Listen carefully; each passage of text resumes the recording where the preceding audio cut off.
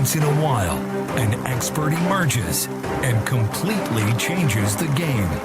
Someone who is a mentor to those who are willing to learn. A leader who does just that, leads.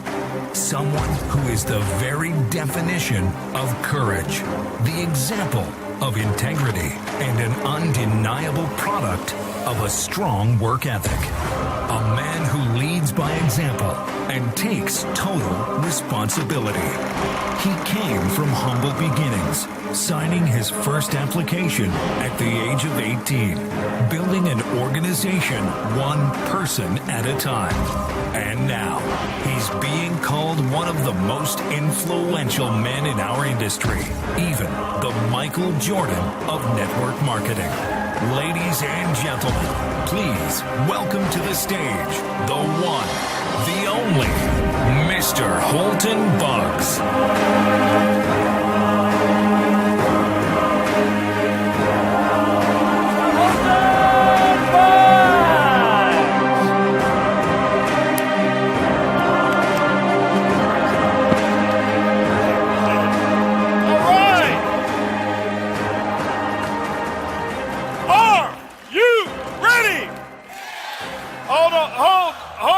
Hold on. I said, are you ready? Yes. That's a little bit better. Now, Eric called me up and he says, listen, Holton. He says, I've got the most dynamic distributors that desire to have their dreams come true in network marketing. This is the finest gathering of distributors out of anywhere in the world. That's what he told me. And I said, can I please come, even if you sneak me in, let me be the last speaker so that all the good ones have gone already, just in case those people have gone home already. They've got the good speakers. He says, I'll let you come and say a couple words to them. But I need you guys to convince me that my friend Eric was right. Because you just heard Donna says, how you do anything is how you do what? Everything. If you won't show up for you, let me ask you a question.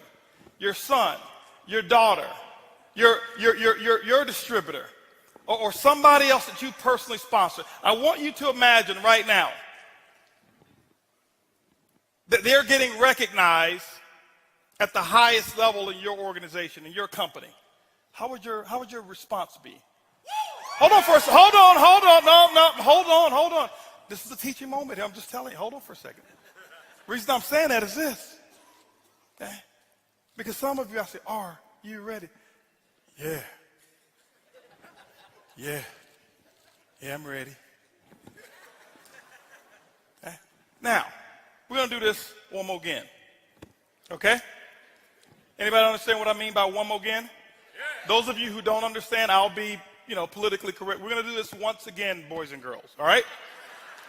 Are you ready? Yes! Awesome, that's what I'm talking about. Give yourselves a round of applause. Man, I am excited. I just have to give a big round of applause, guys. We have to give great appreciation for this venue, for all the hard work, the vision of putting it together, because there's not too many venues with the level of integrity that I'm witnessing here put together on a non-company specific basis, okay, than what Eric and Marina have put together. So let's give them a big round of applause, ladies and gentlemen. Huge round of applause. I'm actually honored to be here just to share a few words of wisdom with many of you. This is this is actually my first time, actually second time. Well, for distributors, my first time ever going to speak somewhere, whereas it wasn't a group of distributors that I was a part of a company. And it's awesome just to see so many different people from different backgrounds. And I was telling a guy in the audience there in the back as I was walking out, I was here a little earlier, and I said, it's awesome to be somewhere where nobody knows you. I could just walk and talk or whatever it was. I sat next to a lady. She had no idea who I was. Sat next to this guy, and he was just it was just awesome. And so I'm grateful to be here. And hopefully something that I say today, will enlighten you in some form or fashion. I'm not here to really teach you how to build a business. I think you've got probably some of the greatest teachers from the companies that Eric told me that's represented here. You have the best of the best when it comes to teaching the industry of network marketing. You've got the best of the best. And I'm not one who believes in plugging into the guest speaker. You plug into your plugged in upline. So what we're here to do this weekend, and all the speakers who've been here this weekend, I'm sure have shared what they've actually done, and something that's either inspired them or something that they've done that has actually helped them to get to where they are. And what my goal is to do the exact same thing and just to share some things with you. For those of you who know me, I never know what I'm going to say when I get on stage. I don't speak from PowerPoints. I don't have notes ever. I planned that I was going to write my speech for this event about 2 weeks ago, and I did. Where's my notes? I left my notes. Anyway, it was about 4 words that I put on a sheet of paper. It happens like that all the time, and it's the truth. I don't plan what I'm going to say. I normally just get a good feel from the audience to just share what's on my heart and share what's going on. That's how I've always been in this industry, and that's what I've done. And but I'm excited for what's going on. I think the industry now is really doing some incredible things. I think 2014 for all of you can be your year if you choose for it to be. It's not going to be just because you attended this weekend. It's going to be because you selected yourself. It's going to be because you made a decision for 2014 to be your particular year. Now, I got stopped on the way to the restroom there. Somebody was asking me about my income and stuff like that. I heard this rumor. I saw something on the internet. And he says, well, you know, they can't put it on the internet if it's not true. How many of y'all saw that commercial? Okay. But anyway, rumors get spread all the time. Sometimes they're good rumors. Sometimes they're bad rumors. How many of you have been the recipient of some rumors? How many of you have actually been the deliverer of rumors? Okay. So everybody who's not raising your hand, you're telling me that you're a liar too, right? We all spread rumors in this industry. I'll tell you one rumor that kind of, it was a rumor. It kind of worked in my favor, but it was a rumor. I never forget. This was back in maybe 2003. 2003, I was working in this industry, and I was obviously very excited again. I had been in the industry at that time, 2003, 13 years. I had just started. You know, I've been making money in this industry now 3 years. 3 years I have been making money in this industry, and I'll share with you a little bit of my story. You know, it took me a little while. You know, most people look and say, right, man, you're overnight success. I am. It took me actually somewhere about 18 years to be overnight success. Okay, and but 2003, I never forget. What happened is 2005. I happened to be one of those lucky ones who was chosen to be written up in the magazine because of some results that I had, because of my status with a particular company. And the magazine was called Millionaire Magazine, okay? How many of you would read a magazine called Millionaire Magazine? Specifically, if you're in network marketing, you would. So here it was. They have one article that they do per year, one per year that they call Billionaire, okay? So they've got all these articles, and I was just selected for the Billionaire edition. Not because I was better than everybody else in my company or not. I wasn't. It was just that when my article came up, it was the time for them to do the Billionaire edition. So here it was. I'm selected for Billionaire. My wife and I have this nice picture, and it says Millionaire Maker. I didn't choose the title or any of that. Now, what happened was this here. This was the time, I think, around the time Donald Trump was just about to start the show Apprentice. All right? And so there was kind of this debate as to who was going to go on the cover of the magazine, okay? Donald Trump or me, okay? And because I know he was starting his show and I didn't want him to be embarrassed by being somewhere in the middle, I said, Donald, go ahead and take the cover, no problem whatsoever, and he did. He took the cover. So here he is. He's on the cover of this magazine, Billionaire Magazine. They've got Donald Trump on the cover, and somewhere back in there, they've got Holton and Earlene Buggs in there, and here's how rumors get started. I never forget, I had a lady in my organization. She was a very good friend of mine, and she asked me about would I get on a conference call and talk to a group of hers that was in the Bahamas. I said, sure, I'll do it. So I get on the phone. I said, Kim, yeah, no problem. I'll get on the phone. And I never forget, she had maybe about 15 distributors on the phone call. Now, I'm on the phone call talking to them, excited. They're excited and everything. And then they asked me one question. They said, well, Mr. Bugs, would you be willing to come to the Bahamas to do a presentation? I said, let me think about it. Yes, I'll come. It's the Bahamas, all right?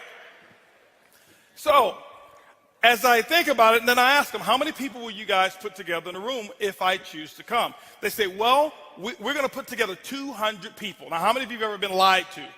You're going to do a meeting. They tell you that they know the president, they know the Secretary of State, they know everybody, right? And when you get there, it's different. So I'm expecting 50. They said 200. My expectations are 50. I'm managing my expectations. So, but what had happened was this. This magazine came out. So Kim, this is what she did. I'll never forget. She took a copy of this magazine cover, color copy of the front of the magazine. And then she took my one-page article, and she made another copy of it. She put them together, went to wherever, Kinko's, FedEx, whatever it's called now, and she made one little flyer. All right, so you didn't know who was the cover. You flip it over, I'm on the cover. All right? It's only 2 pages anyway. So this is what she did. She took that and she sent that along with a DVD of some presentation I had never seen. By the way, don't do that. Check with your upline before you ever send something that they've never seen. But she sent the DVD that I had never seen along with this one little flyer over to the Bahamas. Here it is. I get to the Bahamas. This is how rumors get started and how they'll mess your entire organization up. All right? So I go over to the Bahamas. I'm all excited. Why? Because I'm ready to get through this presentation, to go to the, to the sandy beaches and do all this kind of stuff and chill with my pineapple drink and all of this stuff. And so I'm at the top of the hotel, and it's about time for me to come on down. I come on down. And I come down. I'm all dressed up, and I've got my, I'm ready. I'm ready to take on these 20, 25 people that's showing up. All right? Because I had already kind of, 50 I was expecting. I'm like, it's the Bahamas. I don't know. I haven't talked to these people. They may have 25, 20, but it doesn't matter. I'm going to give my best presentation ever, and then I'm going to the beach. So here it is. I come downstairs, or coming down the escalator. And as I get to the bottom or the top of the escalator, I'm looking down, and it's this huge crowd of people in this one particular bar that had multiple rooms, and I knew my room was on the other side. So I go down and I see all of these people, a sea of people at the base of the escalator. And I'm like, okay, what's going on here? What's going on? Why are all these? I'm thinking, I need to go and see whoever's speaking here if they can get a crowd like this. I need to see them, right? And so I go down and I walk down, and I'm going through the crowd, and people are pushing and shoving and pushing and shoving. And I heard they close the doors and says, hold on, we can't let any more people in. And I'm like, man, I want to get in and see who's in, right? And so what happened is I see this late, and there's all this commotion, people going back and forth, they're shouting and screaming and all this stuff. And see, Bahamas is one of those countries that when I go, I blend in. So nobody really knew who I was, if you know what I'm talking about. All right? All right, so what happens, I get down and I'm like, what's going on here? I'm going to my room. I'm trying to get to my room. What's going on? What's going on? What's going on? And this lady, she looked at me. She said, you haven't heard. I'm like, no, I haven't heard. I'm thinking, I don't know what's going on. I'm wondering what's happening, She said, you haven't heard, sir? I'm like, no, I haven't heard. What do you mean? What's going on? She reached into her purse. And I got a little shaky when she reached into her purse, right? She reached into her purse, and she grabs the flyer, and she says, look, the first black billionaire from Houston, Texas has come to the Bahamas to do a meeting. And I'm like, hold on for a second. See, the rumor got out that I was a billionaire in the Bahamas. 1,700 people showed up because of a rumor. See, it has nothing to do with whether it's a rumor or not. They were fired up. They were excited. Okay? That's why I had you do it over again. Because how you do anything is how you do everything. And I never forget, ladies and gentlemen, I went into that room, and 1,700 people, they turned away 800 plus people. Very first meeting that I had ever done in the Bahamas. Okay? And this was back in, like I said, 2005. But rumors start all the time. Rumors spread all the time. And I'll never forget, leaving there, and I was all excited, and I was hoping that it would happen again everywhere else that I went. But but I couldn't start the rumor as good as they started the rumor. But anyway, I want to talk to you about if there's anything that I would call what I'm going to talk to you about today is, I guess I would call it the domino effect. I'm going to talk to you about the domino effect. Because people always ask me, things about how do I get to how did I make what I make, or how did I become successful in this industry of networking? And I used to get these questions all the time, and I'll share with you one little caveat here. Before I joined my current company, I've been with my current company 5 years. I've been doing this industry for 23 years, started when I was 3. And,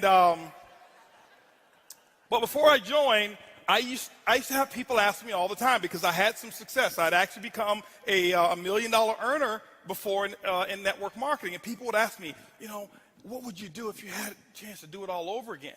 And my answer was, this is what my answer was. It wasn't it was my answer. It was for me. It wasn't for anybody else. I never tried to impress anybody else. My answer was, I would believe much bigger, much sooner. Ladies and gentlemen, what I have found is this: 23 years of doing this industry, and I don't know it all. I can't tell you I'm the sharpest in this industry. I am not one of the sharpest. I don't know as much of the stuff as some of the people who've spoken here, but I do know a few things. And I'm going to talk about just those few things that I do know, a few things that I have mastered. I am not the best at it, but I'm telling you, I am excellent when it comes to a couple of few things that I'm going to talk to you about. But I said I would believe much bigger, much sooner. Why? Many of you right now, some of you here, and before I even go, I want to know, can I tell you the truth? Okay, Eric, do I have permission to tell them the truth?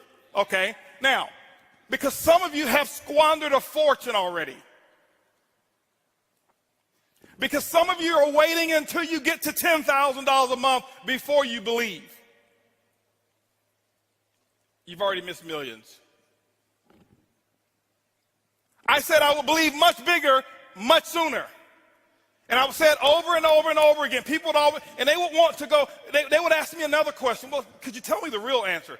I would believe much bigger, much sooner. Okay? And that's because I knew that's what I was missing. I knew that's what I was missing because, see, before in network marketing, when I joined, I was 18 years of age when I actually got started in this industry. My first 7 years, I never made more than $500 in any one month. There was 3 separate months that I made $500. But I spent $1,500 on some products. I wasn't so good at math. $1,500, $500 check. 3 months. Now, back then, I had to pay my group out of that 500.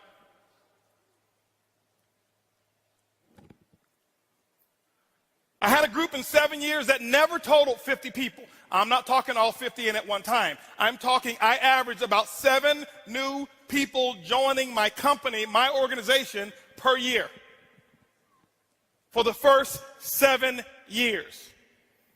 And I never knew that I was failing.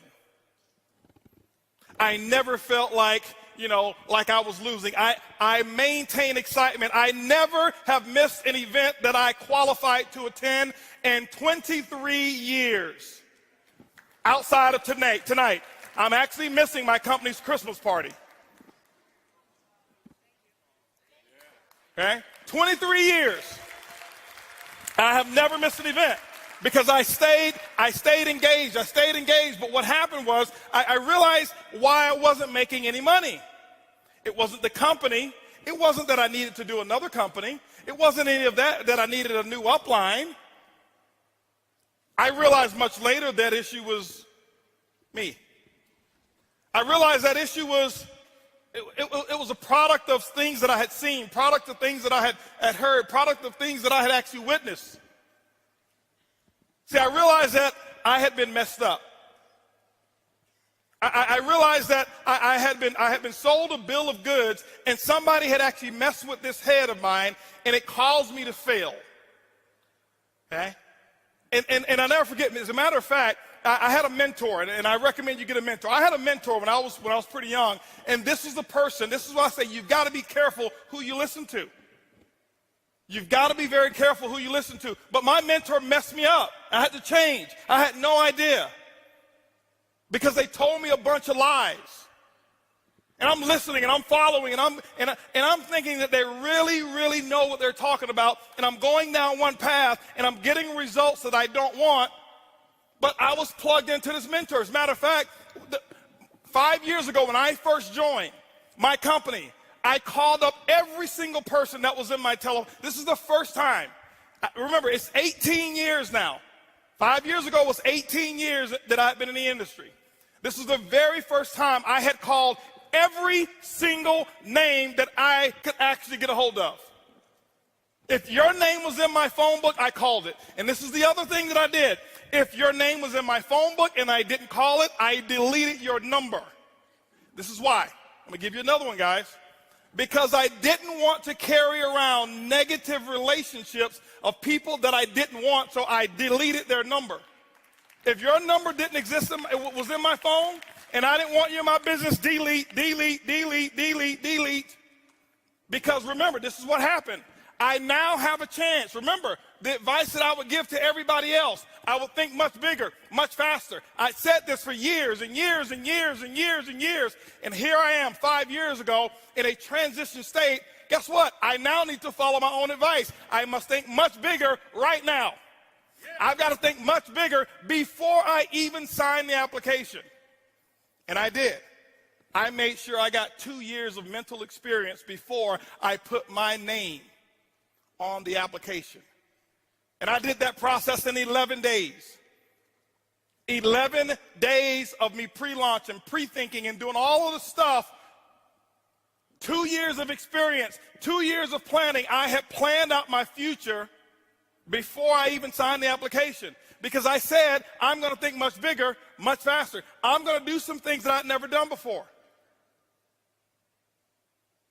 And I called every single person. And the first person that I called was my mentor. I didn't even know that it was that person. I'm just making phone calls. I'm excited. I'm fired up.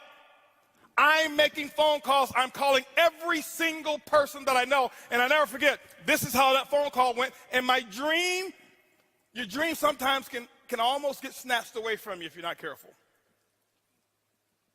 Pick up the phone, didn't know it was my mentor on the other end. And this is what I'm saying here. I'm saying, and I'm, hello, blah, blah, blah, this is Holton, and I'm asking them a little qualifying question. And the first thing that they came back with, is this Holton?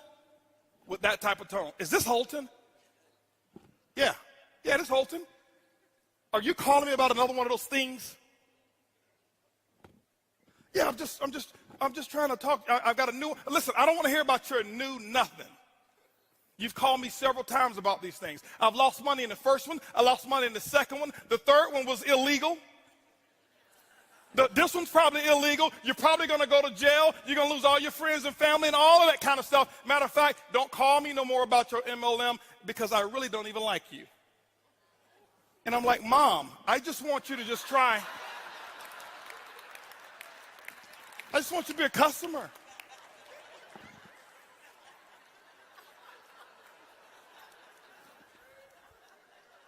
My mom and I, we have a unique relationship, right? So, but anyway, she messed me up. That was my mentor. That's the person who told me a bunch of lies.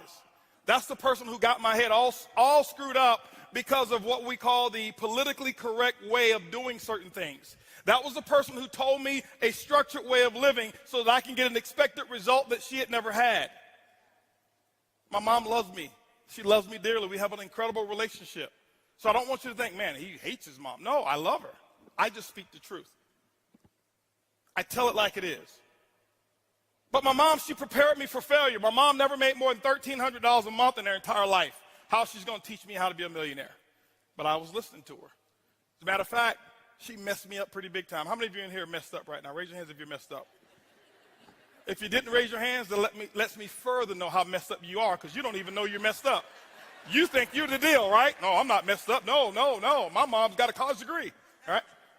But this is what happened. Let me give you an example here real quick, all right? I'm going to share something with you, okay? And I'm going to share with you why I ended up 7 years, never more than $500 a month. And then I'll share with you how over the last 5 years I've had the results that you heard Curtis just talk about.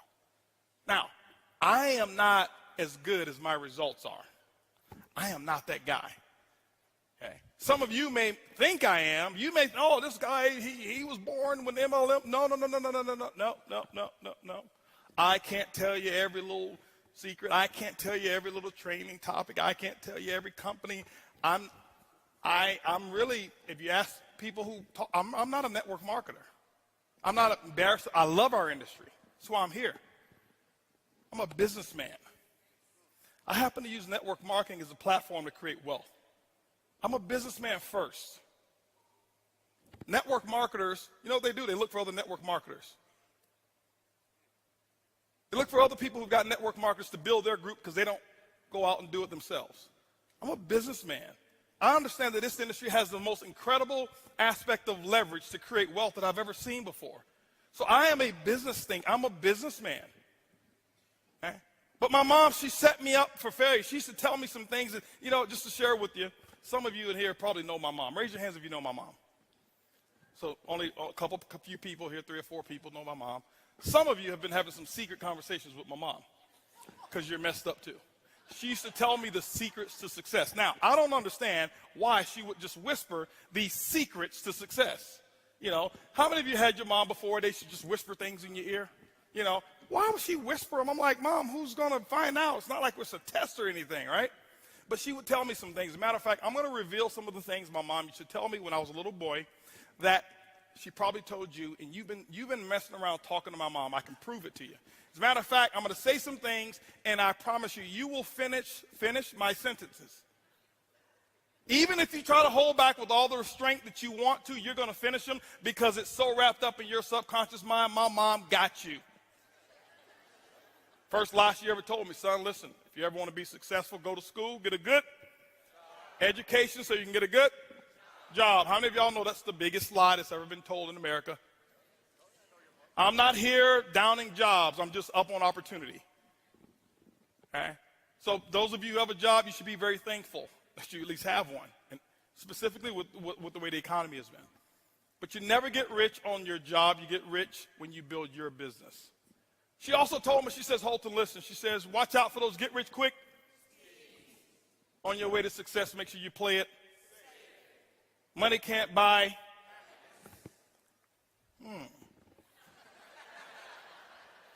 Y'all just don't know where to shop. Good things come to those who. Money don't grow on. All rich people are going to. Eric, did you hear him? I didn't say that, okay? I don't want y'all thinking, you know, Eric Holton came up here telling everybody going to hell, all right? See, y'all been hanging out with my mom. If it sounds too good to be true, it probably is. See, y'all can repeat those things just like that, okay? It's in your subconscious mind. She messed me up with all of that thinking. So what happens is this. This is why it's been so difficult for some of us in here who have all the skill sets in the world to get to that pinnacle level of success, whatever it is that you call it. It's not necessarily $100,000 a month. It's not necessarily 10,000. Whatever you chose to use this industry for, whatever that peak level is for you, that is your pinnacle. Don't measure it by your neighbors. Don't measure it by your uplines. Don't measure it by mine. That's the biggest issue. Most people in this industry, we compete with people we shouldn't compete with. We compare ourselves to other people. And when you do that, what you're going to do is you're only going to compete against their advantages, and you're going to look at your disadvantages. It will never be equal. But you've got to start to understand what you want out of this industry. My mom, when she gave me all of that stuff, she messed me up, and this is what happened, how you got messed up. When somebody looks you in the face, those of you who are first-time networkers or second-time or third-timers, and when we talk to you about being able to earn a 6-figure income in a certain period of time, what happens is my mom's voice goes into your mind. Oh, that must be one of those schemes. He's talking about getting rich quick. Because it's right there in your mind. I had a lady in California. I was doing a presentation, and she stood up. She says, sir, are you talking about one of them get rich quick schemes? I said, ma'am, I sure hope it is. You ever try getting rich slow?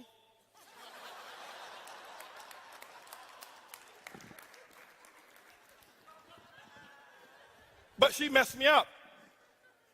Okay? Mom messed me up. The domino effect started with mom.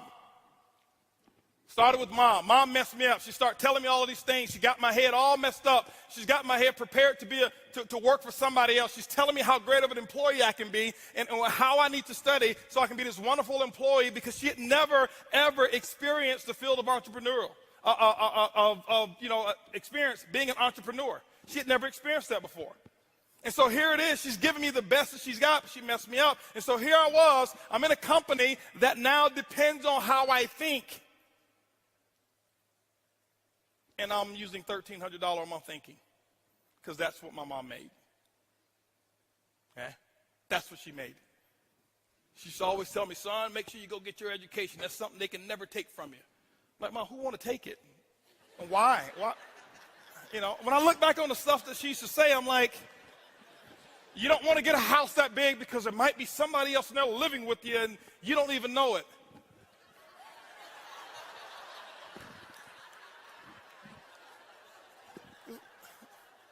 What are you talking about? Back then it was, you're right, Mom, you're right. Why? She had influence. So ladies and gentlemen, the domino effect started with the people that have an influence in your life. It may be your mom, it may be your dad, it may be your sister, your brother, it may be your pastor, it may be your coworker, it may be your best friend, it may be your husband, it may be your wife. I don't know who it is, but it starts with someone. You've got to be able to take inventory and recognize and identify who am I patterning my thinking after? I was patterning my thinking after my mom. I was patterning my thinking after a few of my professors. When I got to school, I was the first person in my family to go to college. And I'll never forget, I used to take some engineering classes. And when I was in engineering classes, my professors, because I started network marketing, and I had already sold that, I'd already professed, I am not going to be an engineer. I was just getting through that stuff because I knew I was going to be an entrepreneur. Once I went to that meeting, and I saw all of those people in there dressed up, and they talking about, I'm a retired pharmacist and retired this and retired that, and I'm like, nobody's ever told me about this. I'm going to do this. And so my professor, he used to always joke and laugh about me being an entrepreneur all the time. Right? So my professor had a little influence on me because he was having me question whether or not I should go down this path or whether I should be the world's greatest engineer. But ladies and gentlemen, this is the thing here. I want you to understand something. See, the things that you're thinking, it comes from those people that you've been associating with. I had to learn the art of disassociation or limited association. This is what I had to learn. I had to start with my family as well. Thank you, Craig. I appreciate that. I had to start with some of my family members. I didn't understand this my first 7 years. I thought that I could stay who I was and that the universe was going to allow income and increases to come to me even though I was not willing to change. I've now learned the art or learned the principles that govern the building of wealth, and it's very simple. And I don't want to profess that just getting involved, you're going to become an overnight millionaire. No. That doesn't happen like that. Doesn't happen that way. Yeah, you can start making money pretty fast in this industry. The technology today, and you should expect to make money fast. Faster. Okay? Faster. Don't think fast money is bad money. And don't think slow money is always good money. Okay? I read a book called Speed Wealth by T. Harv Eker. He says, whatever it is that you're doing, if it takes you longer than 2 to 5 years to earn $1 million a year, you're doing it the wrong way. It changed my entire life because I started reading from other people now, because here I was, here's my thinking. It should take me 7, 8, 9, 10, 15 years so that I can make full-time income. Why? 7 years, never made more than $500 a month because my thought process, my upline, the people that were my sponsors and my sponsors' sponsors, all of them were in that, were what I call those average thinkers. I was in an environment where losing was accepted as winning. I'm not putting them down. I'm just speaking the truth today. To them, it was just, now, here it was. I'm in a company. I'm seeing other people in this company get involved. After I had been in 2, 3, 4 years, and they're retiring, I can't even pay my gas bill with my commissions.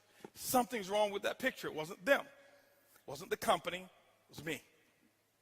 thinking. How did I think? So ladies and gentlemen, your thought process, you're going to have to change your thought process. You're going to have to alter the way that you think. My goal today in the next few minutes here is just to give you what I call a conscious interrupt.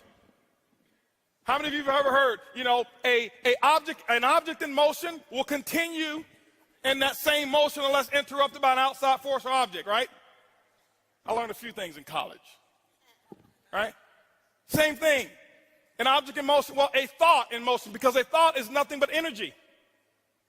If you've read The Law of Success, you start reading and hearing, understanding what a thought really is. Napoleon Hill breaks it down. He talks about its ether, and it just continues. Well, a thought in motion will continue in that same motion unless interrupted by an outside force or object.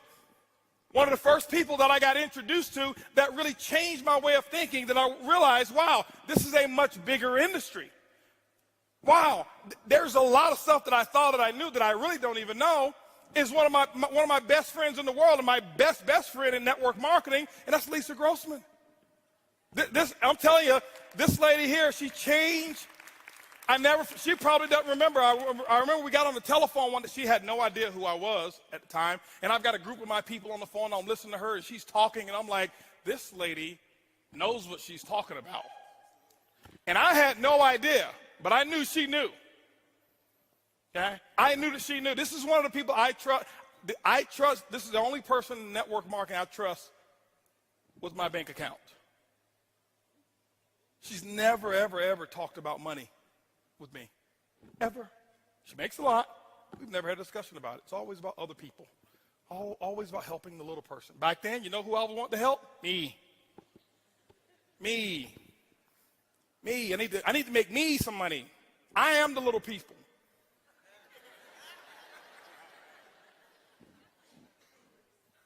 And so I start listening to her. I start reading T. Harv Ekker's book, and then I got introduced to some other books. Now, while I was in that other company for 7 years, I tell people it's my greatest experience because I never talk bad about it, because I learned from the best of the best. I learned culture. I learned I learned how to have people where you can't cut them out with a chainsaw. And I was around it for 7 years. Other people look at it and say it's a bad experience. I never made any money. That's where I made my millions. I just collected them over here. Okay? That's what I did. And so I start to change the way that I think, my thought process. I start to change the way that I think. Why? Because if you start to alter the way that you think, you will start changing the things that you say. I practiced disassociation or limited access. I had my family, and I told them, I said, listen, I'm sorry, Mom, but I got to put a 5-minute limit time on our conversation, because I knew where it was going to go. I love you, but I cannot talk to you for longer than 5 minutes. Okay? Because I was not going to allow anybody to come between me and my dreams. Not my mom, not my dad, nobody. Nobody. Because I read the dream came from God. So if that's the case, I don't think there's anybody he wanted me to let come between them and what he gave me. I didn't come up with the dream. It was given to me. Same thing as yours. By whoever it is that you believe. It came from somewhere else, a higher calling, whatever it may be. So I wasn't going to let anybody interfere with that. Limited association. I had some of my friends. You know what I had to do? I had to back off a little bit. I had to back off. If your friends right now are telling you, specifically those of you who are new in this industry, and I've got information for all levels in here. For those of you who are brand new, first opportunity. For those of you who've been in 10 years and still haven't made enough to pay your car note. And for those of you in here who are 6-figure earners and want to get to 7. And for those of you who are 7 and want to get to 8 figures. I've got information for all of you. But for those of you who are brand new, if your friends are not telling you, oh, you think you're somebody now. Who are you think you are talking all that positive stuff? Now, I don't want to hang around you. All you're doing is talking that positive stuff. If that's not happening, you're not about to make any money. I got a philosophy. I observe the masses and I do the opposite. Why? Because everybody doing something, that means that that's an average action. I had to learn how to remove average from my actions, from my vocabulary. Now remember, I'm saying all of this stuff. I'm not better than you. I want you to understand where I started.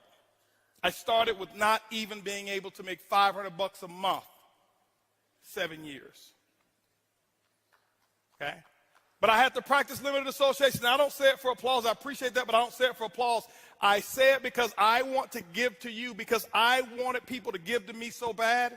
I want to talk about being able to receive as well, and being able to receive information and the level of hunger that you've got to have so that you can really manage your own expectations to determine whether or not what it is that you really want is what you really want. Because some of you say things to impress the person who's sitting next to you, and that's not what you want, and you'll never go out and do what I'm talking about to get it if you're saying what you're saying to impress somebody else. The book Start With Why, it's very important. Most people, when we talk about let's get to some other stuff. Show me how. How is only 5%.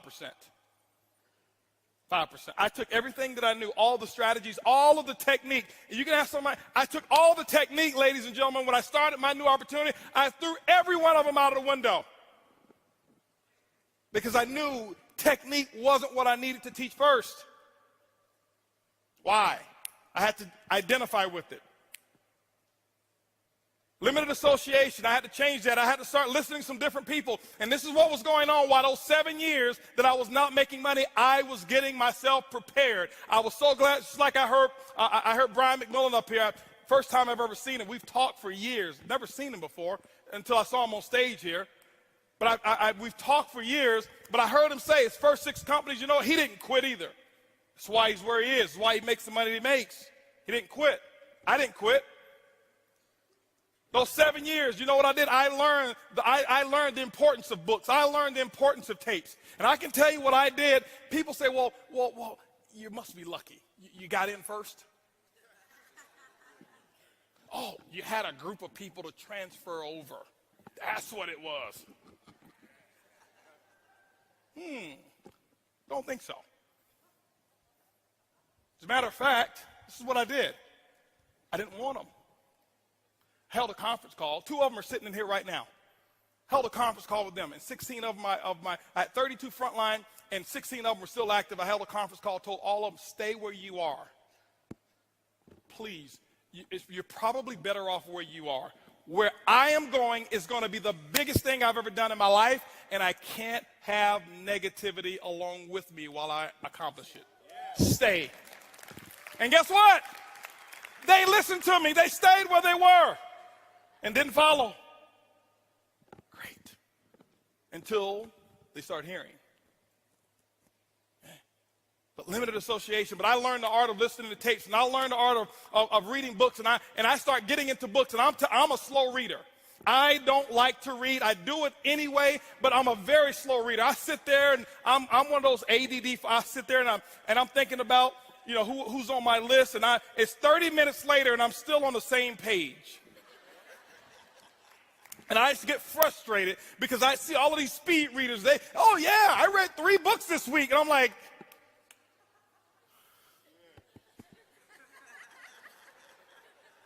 can I get 3 chapters this week? But I did read and I listened. And then this is what I did, ladies and gentlemen. When I start reading and I start listening, and I start reading the right books. And then I don't read books today. I read chapters. I'm not telling you to do what I do. I just do what works for me. Everybody don't learn the same. I get a book. I find out what's pertinent to me, what's attractive to me about that particular book, and I master that chapter. I don't read it. I master it. I have not read a lot of books, so I'm not going to stand up here, I've read 3,000 books. Well, give me the name and the title of the last one you read. Tell me what was on chapter 2, 3, 4, and 5. You don't even remember. But you want to be impressive about, I've read that book, I've read this book. You want to be an MLM professor. Professors don't make money. Artists make money. You've got to become an artist in this industry. Now, I'm not telling you don't read. I'm just telling you what works for me. I never forget, I got the book, Think and Grow Rich. Here it was, because I used to be the shortcut guy. I want to take the shortcut. I'm going to take the shortcut. Why? That's what I had done all my life. I took shortcuts. I was a kid that didn't need to study in school. I could just listen, pay attention. I got it, take the test, but after the test was taken, I had forgotten everything that I had learned. I was a test taker. I did just enough to excel. Just enough, just enough. And how you do anything is how you do everything. And it caught up with me. 7 years, I never made any money. I had to pay my price. You're going to have to pay yours. I don't know what your price is going to be. But you got to figure it out and pay it. And you got to pay 10/10 of the price. Not 9/10. If your system says, hey, you should be doing X, Y, Z, well, I don't like doing that. On the application, it never said, do you like this? The qualifications for top ranks in your company doesn't say, do this if you like it. No, it says, do it. That's what I had to do. And I had to start listening, and this is what I did. I'm sharing with you guys right now where my secret comes from. I would listen to tapes. I can tell you right now, I believe that there was about a 2-year period of time in my life. I don't believe that there was anybody in the world in MLM who was listening to more tapes, information than I was. And I never listened to how-to tapes. I listened to story tapes. I listened to inspirational stories. And I know some of, oh, here he is with the rah-rah. I don't need the rah-rah. Give me the information. 23 years in this industry, with my results, I need the rah-rah. That's why I had you guys stand up again, because I got to have the rah. I get energized. I went out and bought myself from Radio Shack what's called a pillow speaker. Why? Because my wife, she'd get mad. It got to the point my wife would say, why are you cheating on me with your little girlfriend over there? She was talking about my little iPod, my cassette tape. Because I'm walking around the house with the earphones on. I'm just walking around the house. Why? Because I got to change the way that I'm thinking. I got to get this stuff. I got 7 years of this garbage in my mind. 7 years of what my professor, my mom, my dad, everybody was saying, everybody around me who was broke. I was born in Ponce de Leon Projects. Tampa, Florida is where I was raised. That's what I had up in here. I had to get rid of it. And what I would do is I learned the subconscious mind never sleeps, so I'd take my pillow speaker from Radio Shack. They still sell them to this day. A little disc speaker like this. It's got about 50 holes in it, and you put it up under the pillow. And you know sound is nothing but air waves, air vibration. And that vibration would go through the pillow. My head would be on the pillow. I can hear it clear as a bell. Earlene couldn't hear a thing. And every day for 2 years, as soon as I hit the bed, my head hit the bed, I couldn't wait to go to sleep because I couldn't wait to learn. I was going out and I was getting that good feeling of what it took to be a champion. You gotta live how it feels to be a champion before you ever do it. You've got to practice it. You're not just going to wake up one day and they say, oh, I'm a 6-figure earner, and I've never even thought of what it was going to be like to be one. It doesn't happen that way. This is a profession. You've got to look at it as a profession. That's what I did. I had a philosophy. If I was sitting, I was reading. If I was driving, I was listening. I became fanatical about learning and hearing the stories of other champions in this industry. One story that really inspired me, and I'll tell you why I even chose the company I chose today, was, I don't know if he's here. I met him one time. He has no idea how he changed my entire life. A gentleman by the name of Jeff Roberti. And it wasn't something that he had actually really said to me. I'm listening to one of his tapes. That's how I knew who he was. And I happened to be at Siesta Key, Florida. I'm on the beach there, and I'm with the CEO of another company there at that time. And we're sitting there walking in front. I see this house, and I said, man, that's a pretty cool house. He said, yeah, that's Jeff Roberti's house. I said, I know that guy. I listened to one of his tapes before. And it was a tape that somebody else, that Jeff had spoken somewhere, and they recorded it, whatever it was. And I had this tape, and I listened to that tape. And I listened over and over and over and over and over and over and over and over and over again. I still do it to this day. To this day, I still go on eBay right now, and I outbid anybody on tapes from a particular company from the year of 1977 and 1981. You won't outbid. I bid $1,000. Nobody even thinks about it anymore. Why? Oh, he bid $1,000. It's made me millions.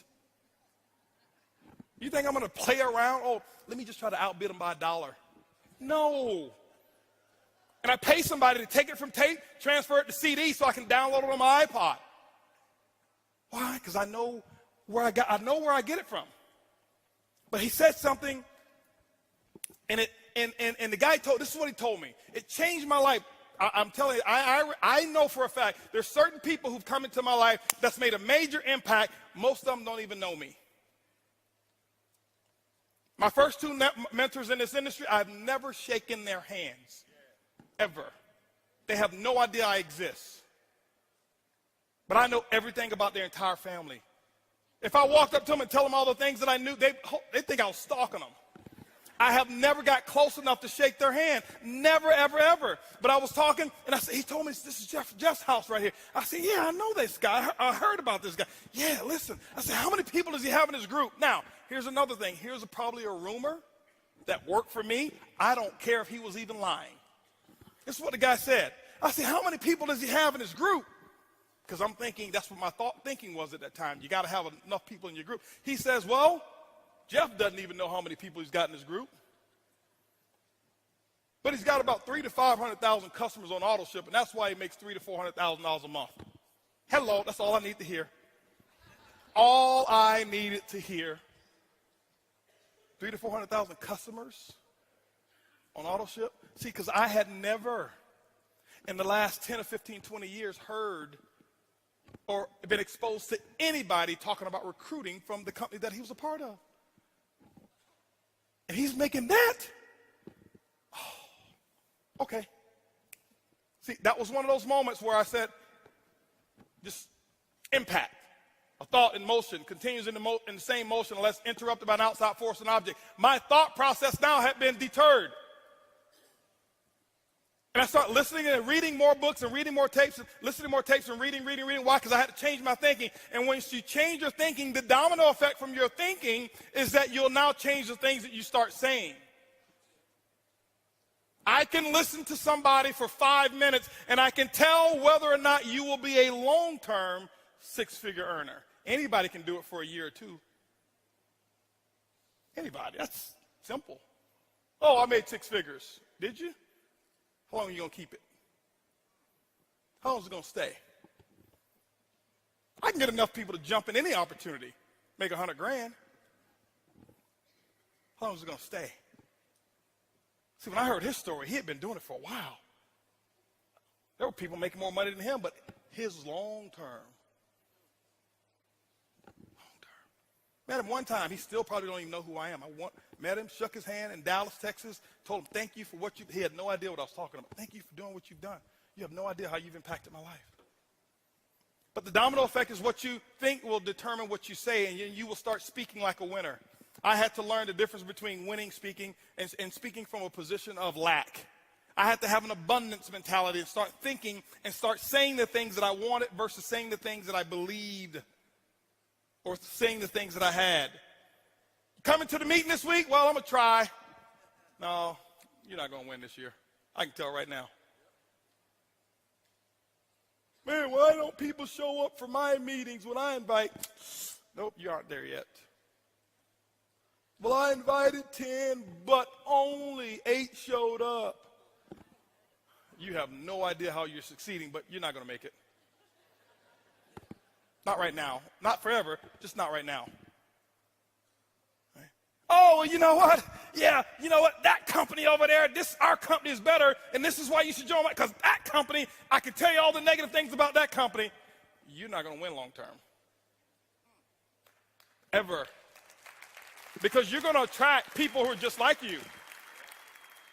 You cannot win. That's one philosophy I have that I teach in our culture. Never, ever, never, ever, ever, ever say another negative thing about another company or another distributor. I don't care what they've done. I don't care what's happened. I see some people, and it turns my stomach when a company's having issues, and they get excited, and they start going after that company's distributor. It turns my stomach. That's the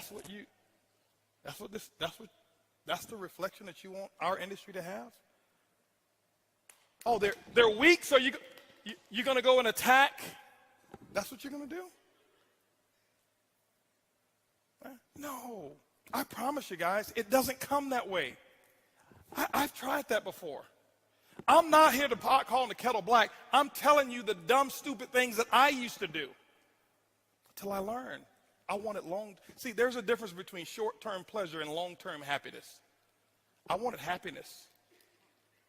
I've had short-term pleasure. I've gotten involved in companies, and my first time ever making money in this industry, 90 days after I was in one company, I was at 20 grand a week. Wow, right? Lasted for 4 months. There's no wow now, is it? No. I wanted to do this one time. I wanted the dream that this industry offers. So you can't go out there talking bad about everybody else and stuff like that. And, oh, look at him. This is what he did. And this is what. No, you be strong enough for who you are. I'm telling you this, guys, because it's up to you guys in this room to campaign this. And if you want to, you can actually change the image of our industry if you wanted to. You can do it. I'm telling you. You can. Okay? And so I started changing the things that I was saying, and I start saying stuff now that sounded foreign to everybody else. My mom used to call me, or her friends used to call me, hey, Holton, how's it going? It's incredible. Hold on. Where'd you get that from? Because, see, you call folks in my family, how you doing? Fair to Midland. If I had your hand, I'd cut mine off. I'm doing all right.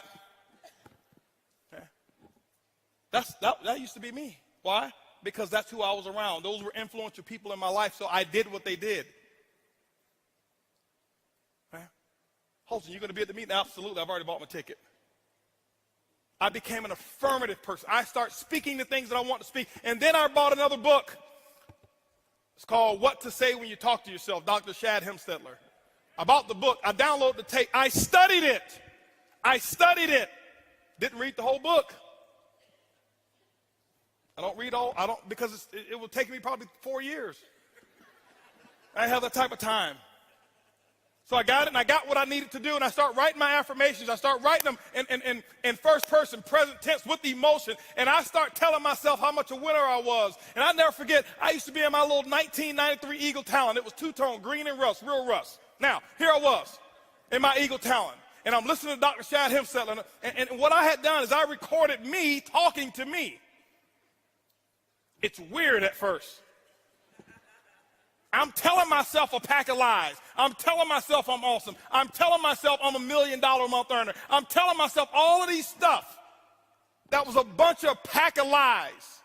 And I'm sitting there at the car, and I'll never forget, here I am. I'm in this car. People thought I was crazy because I'm sitting there, and I'm just talking with emotion. I'm just talking, and I'm just talking. And there was no cell phones to my ear, no earpiece. I'm just talking. They look at me.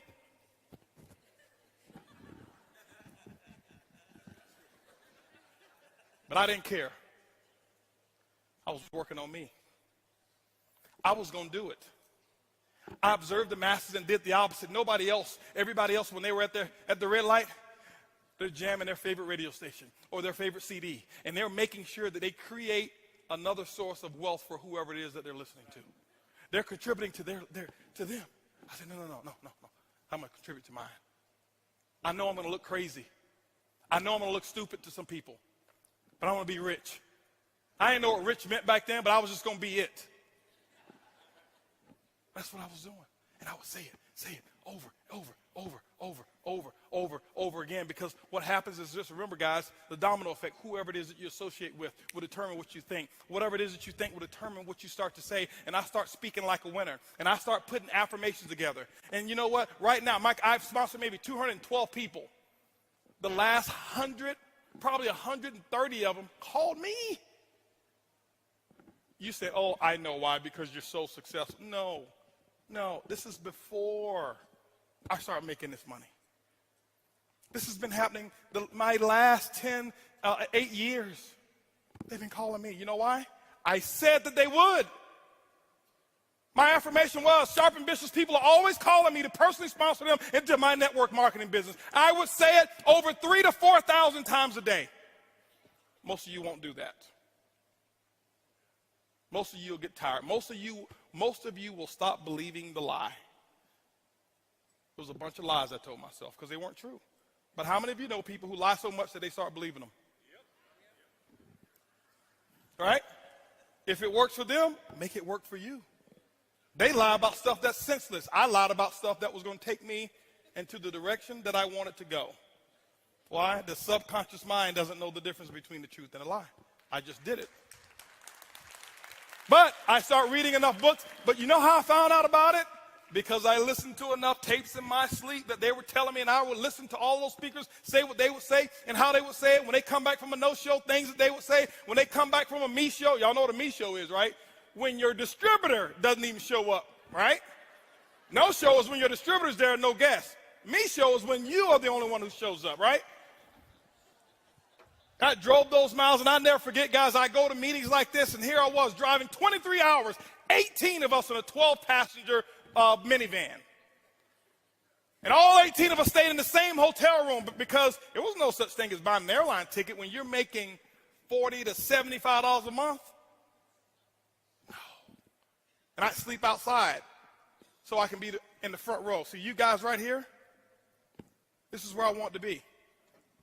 I didn't want to be cool. I didn't want to be in the back so I can talk to any. Let me share something with you. When I was at events like this, still to this day, I'm going to lose a friendship with you if you try to talk to me. Because these people here make what you want to make, and you'll let somebody else who's got your same income, live in your same neighborhood, talk you out of living in their neighborhood. And you sit there and you, oh, yeah, I know, I looked at him, he's got ring around the collar, I saw it. No, I was going to be in the front. I was going to be as close to the front as I could get. We had this little system that we'd have. The guys, we'd sleep outside. We'd take our little coolers. We'd have our little sleeping bags. We'd sleep out front. Why? If you do it for a Def Leppard concert or a Jay-Z concert, why won't you do it for your freedom? Why wouldn't you do it to live like nobody else that you know can live? You go to concerts, you go to sporting arenas, and I can tell you right now, those of you who love hockey, your hockey team wins the whatever it is called, is it the Grey Cup? Whatever cup it is. You stand up, you paint your face, you go out there and when it's snowing and you take your shirt off and put S's on your chest, you and your buddies, you do all of that stuff for somebody else, the 12 men that are on the field, or however many on the field, for them to make millions, and then you come in network marketing and you want to be a professional. I'm not going to shout too loud. Because he might just think I'm excited.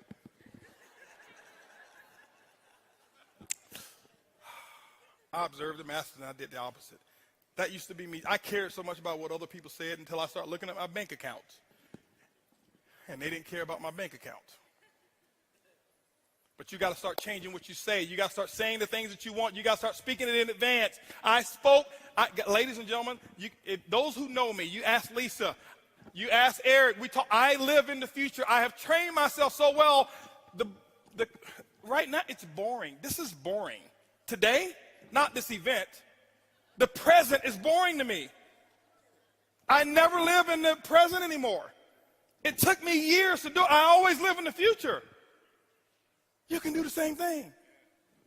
Remember, $500 a month, 7 years. Not more than 50 people in 7 years in my group. Changed my thought process. Changed the people I was around. It dominoed effect and changed my thought. Changed my thought process. I start saying some different things. I know I've got to be wrapping it up. They didn't have a time thing on me. I'll probably well over. No, you're not. Okay. All right. No problem. Now, but I want to be respectful. I want to be respectful for Eric. Okay. Wow. So I changed that stuff, and I start seeing small differences, not in my income. It didn't change. Income is not a measure of success. It's not. Or it's not the ultimate measure of success. It is one of those little check marks. You gotta be making some money now. I ain't getting this for friends. I'm good on friends. Okay? I need to make some money. You need to make some money too. And don't be embarrassed about wanting to make money. Y'all say I can be real. It really just turns me something. Why'd you get in? I just want to help people. Now, hold on, because I got a lot of helpers out here who really want to help people. And I'm not putting them down, but I just want to help people. Well, when's the last time you shared your product? Well, and you want to help people? How'd you get in? Well, I got a foundation that I want to support. How many people have you called on your list? Well, most of them, I don't think that they will want to do this. You got a foundation you want to support? Okay. No, you got to change that. Stop allowing people to make you feel guilty about wanting to get rich. Trust me, I've been on both sides. I highly recommend the rich side. It comes highly recommended. I'm just letting you know, all right? I'm just telling you. It's okay, all right? But you got to change that stuff. You've got to become a walking, talking promotion machine to you. I was the Don King for Holton Bugs. I promoted me so, I was so awesome to me in my mind, I never told anybody else how awesome I was. Because they don't believe you anyway. I still to this day don't. Because to me, I got a few friends that I love getting back around.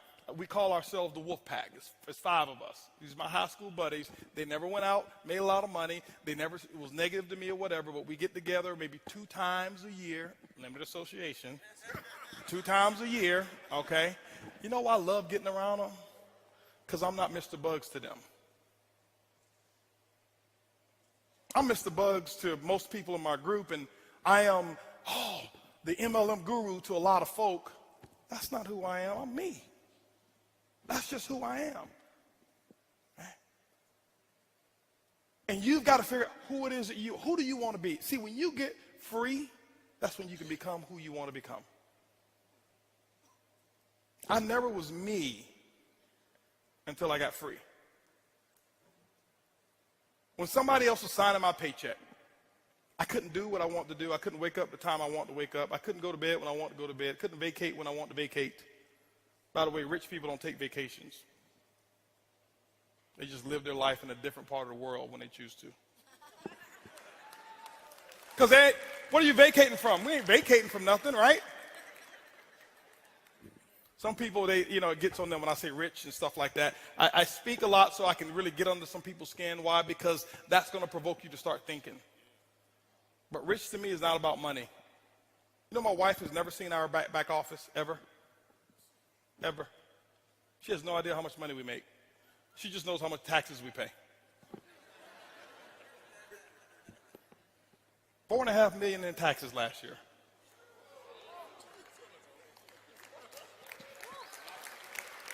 But hold on, guess what? I set a goal that I was going to one day pay $1 million a year in taxes. I spoke it. I was talking it. I was talking about it all the time.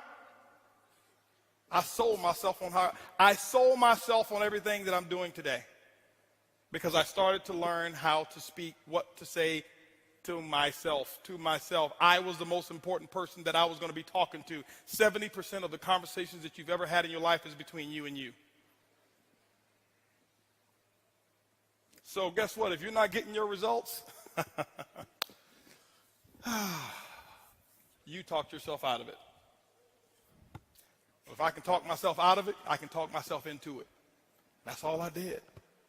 I don't have I don't have a fancy system, and I don't know much about the internet. And I think it's great, all the different methods, because people who've spoken up here, they've done it. I just don't know how to do it. I can barely check an email. My biggest secret? How many of y'all know what my biggest secret is? I'm going to tell you what my biggest secret is.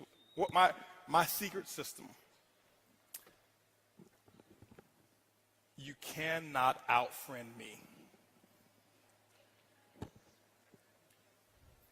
See, nobody's writing that down because, but if I tell you 4 steps to recruiting, you write it all down. You can't out-friend me. I don't have a database of people. Never have. I've never had a listing of the people in my organization, ever. Don't need it. I never plan on calling them. But you see, these two people right here, nobody's ever been a friend to them like I have, ever. Ever. I have a saying in my business: you want to build a diamond ship, better build a friendship. You're not going to out-friend me. See, somebody else can get you on Facebook and do all of this stuff and get you to jump over, but they can't you can't out-friend. They can do that. Somebody else can do a better Facebook message or a better system and get you to, because that one looks better. But I'm going to make sure that, now, I'm not saying that everybody that I'm a friend to understands how to be a friend to me.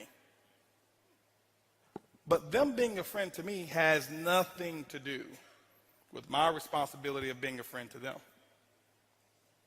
See, I know that's not that hypey stuff that you expected. It's my secret sauce. It's not a skill set. It's not a technique. I don't use it as a technique. It's real. It's the real deal. I'm going to make sure that if it ever comes to a decision of who gave the most, it's always going to be me who gave the most. I'm always going to tell them the truth, even if they don't like it. I'm always going to be there and just do what I know I should do, regardless of what they've done to me. Got two guys right here talked about me like a dog when I joined my current company. There were two on my call who stayed. When I remember I told everybody to stay, those two stayed.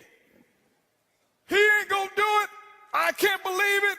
Now, before I was a hero. Now that I've chosen something else, he ain't gonna do it. It's gonna crash. It's gonna burn. It's whatever it was. I knew all the things that they were saying. Had nothing to do with me. As soon as my phone rang, he called me up. He says, "Hey, man, we need to talk. Let's talk." And I've been a friend to him ever since. I learned that in that company I never made any money in. I got one of my best friends in this business. He was making about $500 a month when he joined my company. Right? $500 a month. And he's doing pretty well now. Okay. I know for a fact you can write him a check for $20 million. No, let's just say 100. Because he makes $20 million every 4 years. So let's say 100. He ain't gonna budge. I know it for a fact. You know why? I never wanted his CV. I never wanted his volume. I never wanted his people. I just wanted to be friends with him and his wife. Let me ask you a question. Do you even know the names of the kids of your front line? Or you know their ID number and how to get into their back office to check their volume? I'm telling you right now how to build a dynasty. I'm telling you right now how to keep something strong. Hey, come on over here. Let me introduce you to my downline. I hope I'm not stepping on toes, but don't say that. Who wants to be the downline?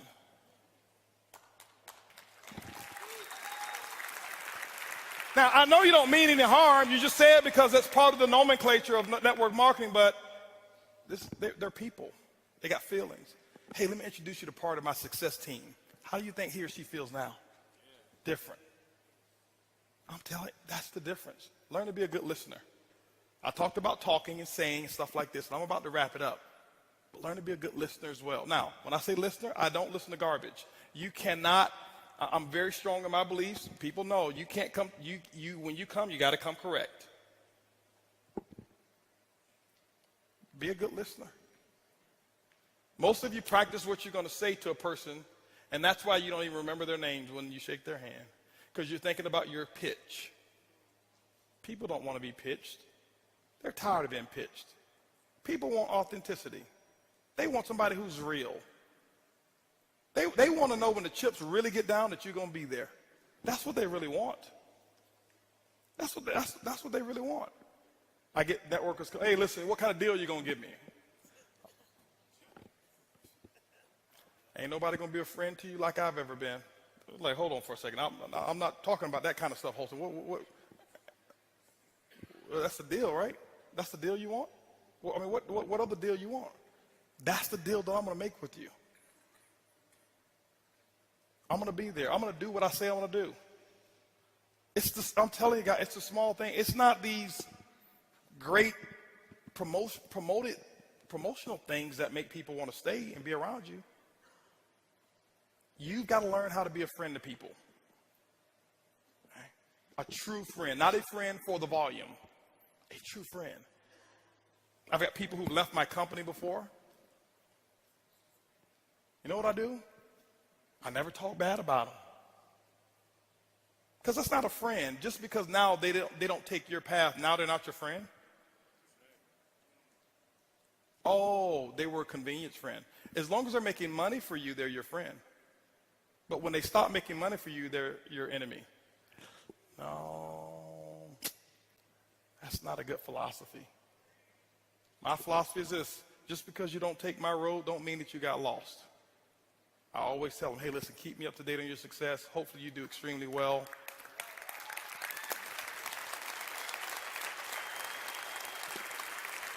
Yeah. It's the difference maker. But see, this is why, as Curtis mentioned to you, I started with non-networkers when I built my current company. Before, I was a networker guy. I started with people who don't understand the bad culture that I used to promote. I started with people with a blank canvas. And I taught them what we know. I saw another one of my guys over there. First-time networker. I'm not going to call his name. First-time networker. He used to be an engineer, too. He's making $170-something thousand a month. 20 months ago, he was at 20 grand a month. First-time networker. He only knows the way I teach it now. So anybody else come with something different, it doesn't faze him because he's learned. He's so locked into his upline. They're so strongly. I'm telling you guys, this. If you want to make the real, this is what it is. Here. That's the truth. I spent too many years messing organizations up. I know. So don't think, oh, he's built it because he got lucky or he was the first one. There were 6,000 people in my current company before I joined. I wasn't first. I developed the culture. Okay? I developed the culture. So learn what to say. Learn how to listen. When you develop what you say, your speech and the things that you say will domino effect into what you believe.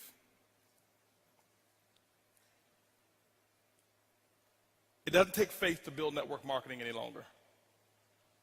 It may take faith to build in your company if nobody's ever done it.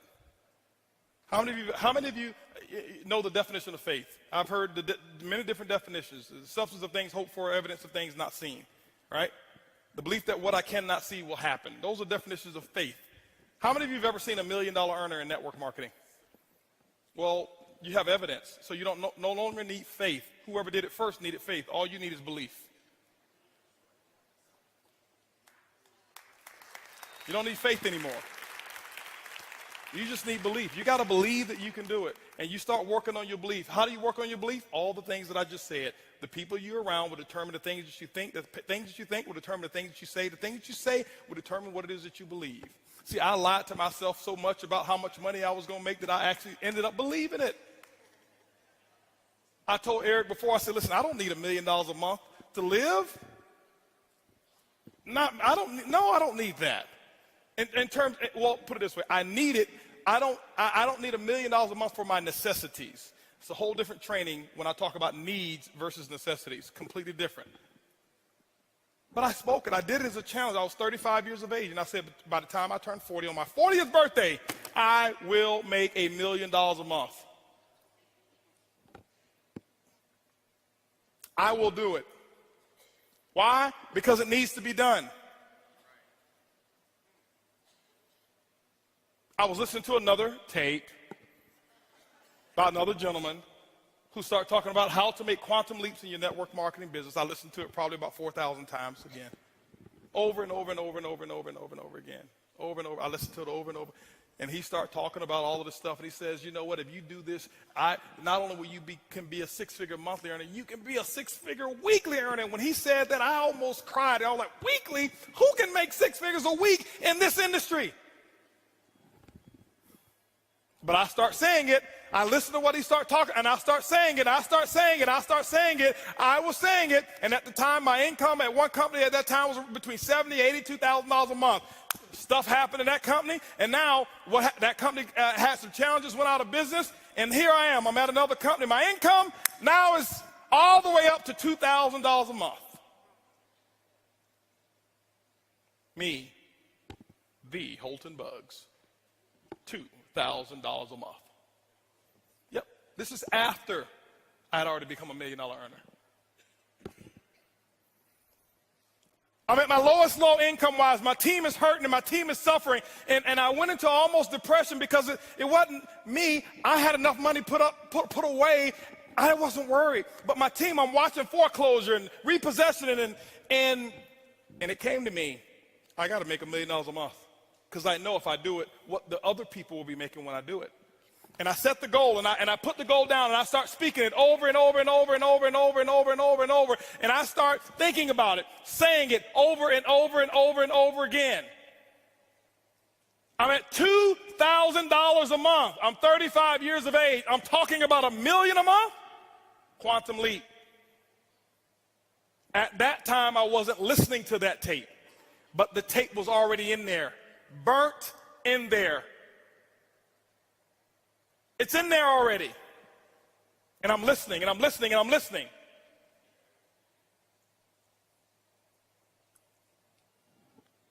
"35 years of age. My birthday is September 26th. My goal was to hit it by September. September come. Didn't hit it. Hit 975. Hold on. I'm not saying if, no, listen. I'm just get the principle. Forget about the money. I'm only talking about the money so that you understand what I'm talking about. Honestly, I don't even care about the money anymore. I don't. I did before, okay? I don't anymore. So September come, I missed it. November came, I hit it. Then I went back and looked at the exact month that I set the goal. It was November in the first place. I hit it exactly when I said I was going to do it. Exactly when I said I was going to do it. I told Eric one of my other goals because I set a goal 2010. This is what I set a goal for, and I'm wrapping this up here. This is what I set the goal. I said, listen, I never forget. I started 2011. I listened to somebody. I listened to Jay-Z do an interview. I forgot the guy. It's the Screen Editors Guild or something like that, when the guy sits up and it's nothing but black and they got the actors out there. Is that what it is? Actor Studio. Did you see the Jay-Z portion? I saw Jay-Z up there, and when I look at anything, I look for the lesson. And I heard Jay-Z say one thing, that he wanted to make something, turn the ordinary into extraordinary. I didn't need to see no more. I watched it for an hour and a half. I didn't need to see no more. That became my theme. 2010 is when I saw it. 2011, I'm doing a conference call. I'm telling everybody, get prepared. We're going to make the ordinary extraordinary. We're going to make the unusual usual. We're going to make what's abnormal normal. We're going to think bigger than we ever have. Yeah, we've done great so far. We've done some good things, but we are going to go out there and make this happen. We're going to set the new level for what's normal. It needs to be that way. I never forget, $10,000 a month used to be the big deal in network marketing. Oh, I'm a 5-figure monthly earner. Then it became, I make $100,000 a year. That was the big deal. After $100,000 a year, it became, I'm a multiple 6-figure earner. The bar kept raising, multiple 6-figure earner. Then it became, I'm a $100,000 a month earner. Whoa, $100,000 a month? And this is what I've realized, ladies and gentlemen. I did my study, and I found out what happened and why it wasn't people making things happen. Typically what happens is this. In most companies, you'll find 1, 2, maybe 3 6-figure monthly earners. And it stops. Not because of the opportunity is bad. They stop growing. They stop thinking. They put a lid on the group. And the 6-figure earner became the big guy or the big lady.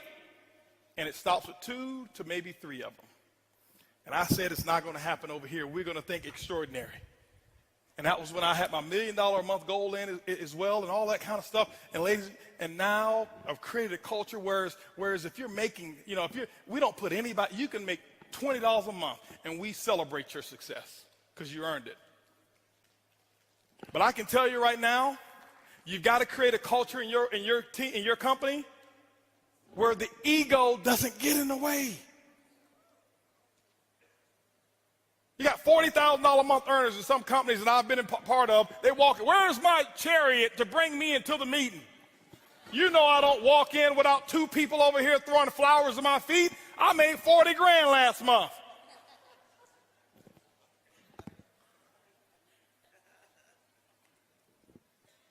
We've created a culture. We've got people who are in our company making $150,000 a month. We come to some VIP meetings. We don't have enough seats, and we got $150,000 a month earners standing on the wall. Nobody even know who they are because they're grateful. They're not big shots. I'm not a big shot. I go to meetings. Every meeting I go to visit, you know what I do when I first get there?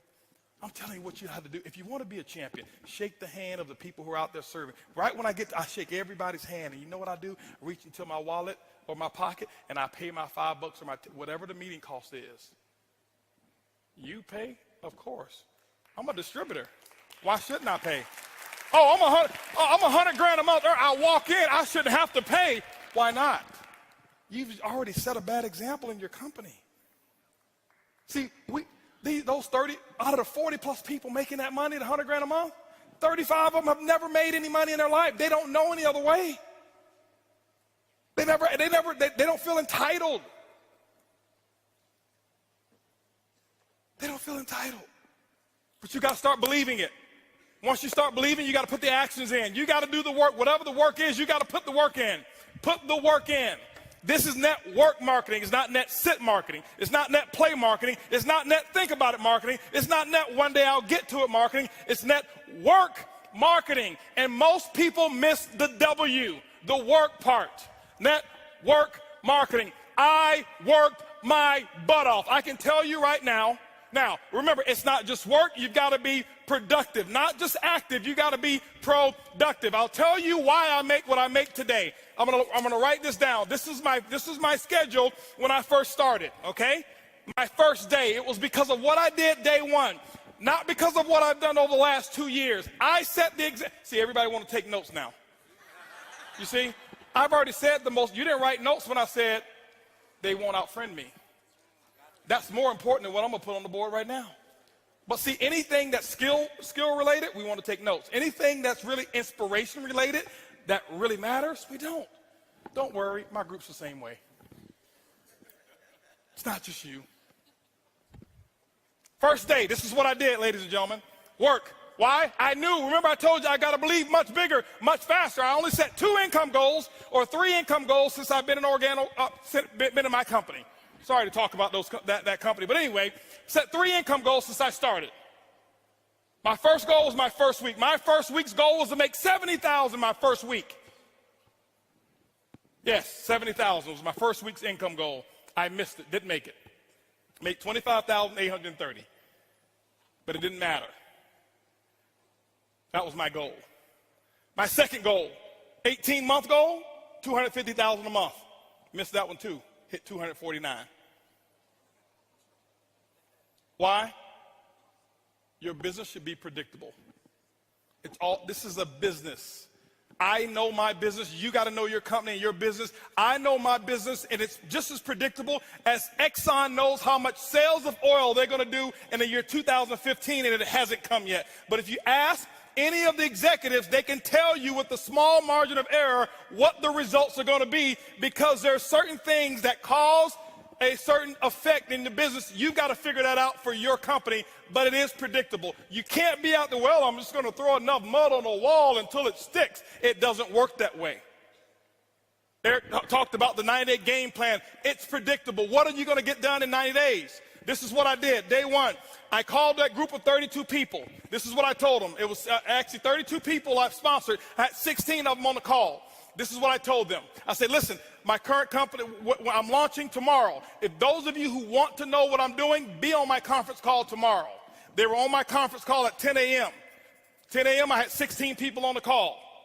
I explained to them, I said, listen, don't ever ask me anything about our previous company anymore. You've got 24 hours to ask me about that company. I will know that word is no longer in my vocabulary. I never said anything good or bad about the company. I have never left the company and talked bad about them, ever. Didn't matter what took place, okay? Now, and so what happened is this here. I said, guys, listen, you guys are, right now, we're going to do my first, what I call First Movers Advantage conference call. I'm sideways. This way? This better? Okay, here we go. I said I'm going to do my first Movers Advantage conference call. It's going to start at 12 o'clock. Here I am at 10 a.m. This is what I did. You don't have to copy this. This is what I did. Okay, don't write this stuff down. This don't matter. Whatever your method of exposures are, that's what you do. Get with your upline. Get the mentality that I had. Not this, the mentality. So 12 o'clock comes. This is what I did here.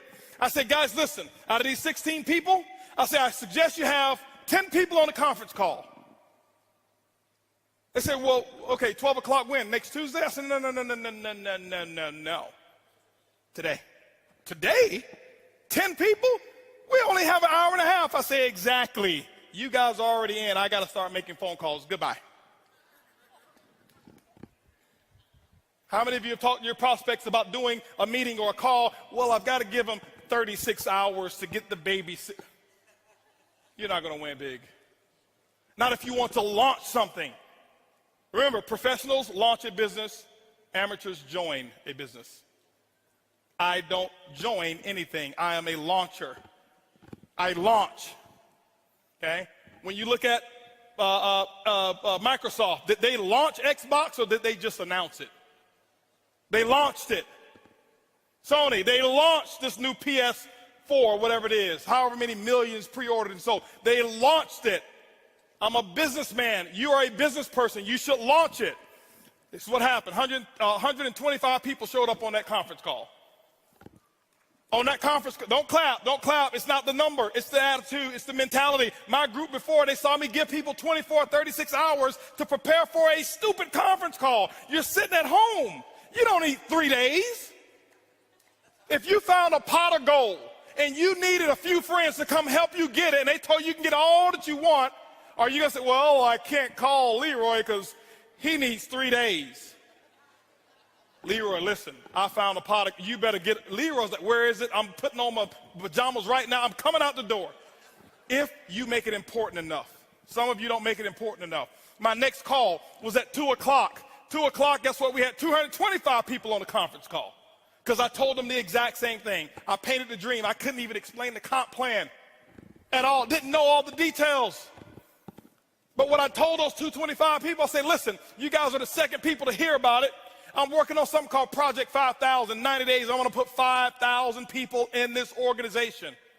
And nobody has signed up yet. And none of you on this call can sign up either.